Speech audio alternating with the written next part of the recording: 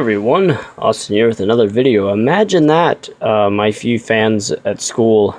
2 videos in 1 weekend.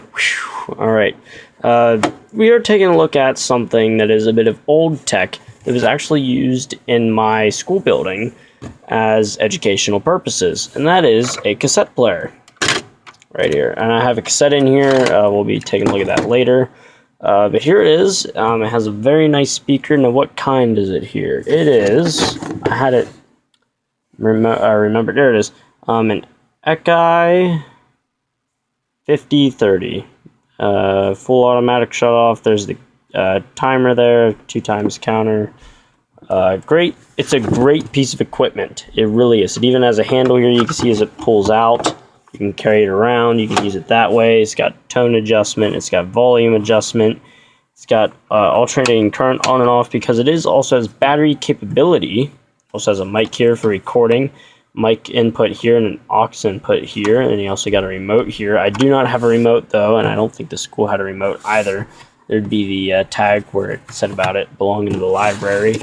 Over here we have, I'm going to get this thing in focus here a little bit. We have the headphones, a lot of headphone inputs, a lot. And then, oh yeah, there's the number there, be kept at by the library. On the back, we don't have anything. On the bottom, we do have stuff here. There's the model and everything like that. And then there's where the batteries go into, and then that's where you shove the cable up underneath. It's a very nice tape deck, I will say. It's a very nice tape deck.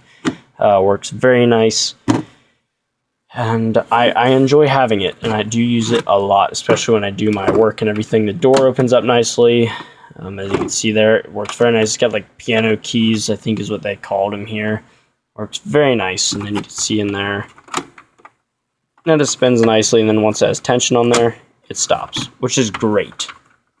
So we're going to go ahead and put a tape in here, and we are going to listen to it. And the only reason I'm using this is because at the beginning of this tape, it has some very informational stuff on it. It also has some informational stuff on side B.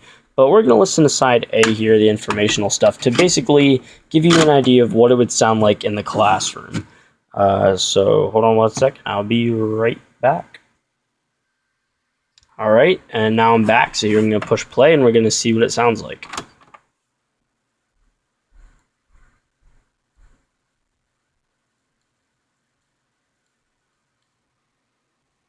Welcome to Volume 4 of the 100 Greatest Hits of Rock and Roll. This tape contains 7 top 10 songs released between 1957 and 1969, all but one reaching the very top. Our first #1 hit was written by that great songwriter Jerome Kern for a 1933 musical called Roberta. The Platters took Smoke Gets in Your Eyes all the way to the top 26 years later. The very first #1 hit for the Monkees is next. Last Train to Clarksville went to the top in 1966. The Arizona town was the 4th American city to be mentioned in the title of a #1 song. The others are Kansas City, New Orleans, and El Paso. Someday We'll Be Together from 1969 was the 12th #1 single for Diana Ross and the Supremes, the very last #1 hit of the 60s, and the last release before Diana Ross left the Supremes. And the Miracles end our first side with their 1967 hit, I Second That Emotion. Let's listen. And we're not going to because I do not want copyright stuff on here. But yeah, you can kind of get an idea of what it would basically sound like in the classroom, and then there's the counter back there going backwards. Because it's rewinding. Once it is done rewinding, it does pop back up like that. And it does have a pause button, if you saw me do that. As another demo tape, I would like to actually play a little bit of Johnny Horton, if I can reach it here. I'm so sorry for the shaky quality, guys.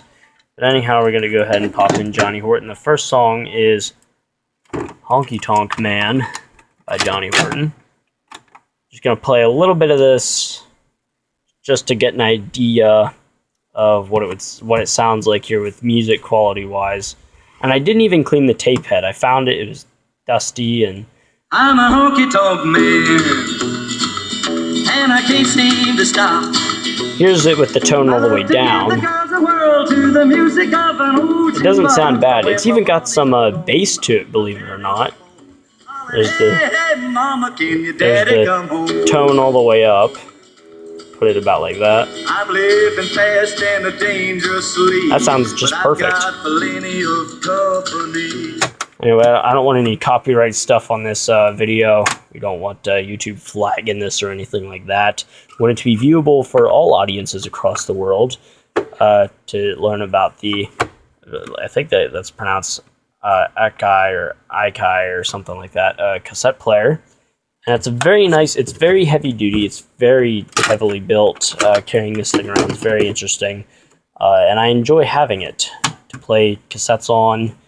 And for battery-wise, it takes whatever is basically in here, which we're gonna find out here. It takes four those big batteries.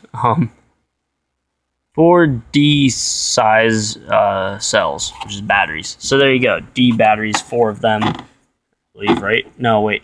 1, 2, 3, 4. Oh, it takes 8. Whew. Okay. There you go. Takes 8 batteries, which is crazy. And then right here's the model information if you guys want to read that. Yeah, this is a very good piece of equipment. I enjoy having it in my collection of different tape players and everything like that. I enjoy having it. So thank you guys for watching. This is a short video on the cassette player, and I hope you guys enjoyed. I'll talk to you guys later on another video. Review, I guess. We're doing a review of technology now. So, yeah. Adios.